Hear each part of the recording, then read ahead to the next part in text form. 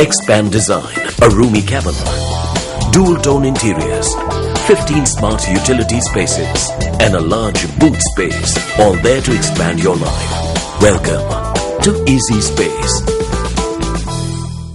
September மாத இறுதி வரை நாட்டின் பல மாவட்டங்களிலும் மழையை எதிர்பார்க்க முடியாதென வளிமண்டலவியல் திணைக்களம் எதிர்வு கூறியுள்ளது.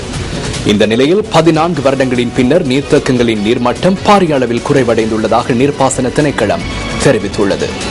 இதுவழி நாட்டின் பல மாவட்டங்களில் உள்ள மக்கள் குடிநீர் தட்டுப்பாட்டை எதிர்நோக்கியுள்ளனர். வறட்சியுடன் கூடிய வானிலை காரணமாக அம்பாறை, திருகோணமலை, புத்தளம், புலனறுவு, ஹம்மாந்தோட்டை மற்றும் அனுராதபுரம் ஆகிய மாவட்டங்கள் அதிக அளவில் பாதிக்கப்பட்டுள்ளன.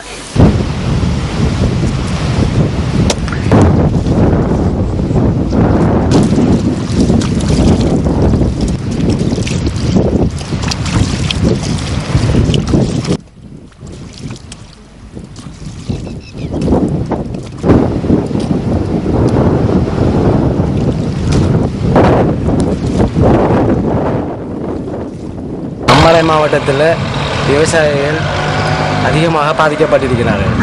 காரணம் என்னென்னு சொன்னால் தண்ணி பற்றாக்குறையினால் விவசாயிகளுக்கு சரியான முறையில் நீர் வழங்கப்படாமையால் விவசாயங்கள் அதிகமாக பாதிக்கப்பட்டு இந்த முறை அரைக்கரைவாசி விவசாயம் தான் செய்யப்பட்டது.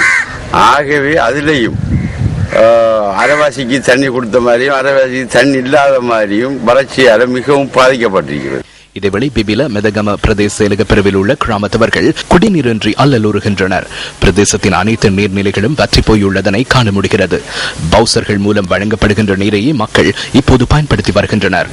ஹம்மாந்தோட்டை மாவட்டத்தின் பல கிராமங்களில் காணப்படுகின்ற சிறு குளங்கள் வற்றி போயுள்ளமையால் பிரதேச மக்கள் பாரிய அசௌகரியங்களை எதிர்நோக்கியுள்ளனர். வாரத்திற்கு ஒரு முறை பவுசர் மூலம் நீர் வழங்கப்பட்டாலும் அது போதுமானதாக இல்லை என மக்கள் தெரிவிக்கின்றனர். வறட்சியுடன் கூடிய வானிலை காரணமாக 1,00,000 ஏக்கர் வயல் நிலங்கள் பாதிக்கப்பட்டுள்ளதாக கமநல அபிவிருத்தி திணைக்களம் தெரிவித்துள்ளது. இந்த பகுதிகளில் வயல்களில் ஏற்பட்ட பாதிப்புகளுக்கு நட்டஈடு வழங்குவதற்காக மாவட்ட ரீதியில் தகவல் சேகரிக்கப்படுவதாக திணைக்களத்தின் ஆணையாளர் தெரிவித்தார்.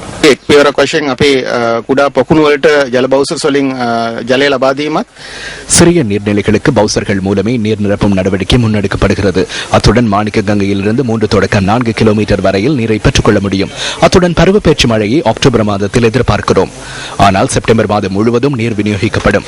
தற்போதைய வறட்சியை கருத்தில் கொண்டு யாழ தேசிய சரணாலயத்தை மூட தீர்மானித்துள்ளோம். செப்டம்பர் மாதம் නියගිය ඉතා දරුණු තත්ත්වයකට එන්න ඉඩ තියෙනවා. ඒක නිසා අපි දැනටම යාල ජාතික උද්‍යානයේ සැප්තැම්බර් මාස වසා තැබීම සඳහා අපි තීරණය කරලා තියෙනවා.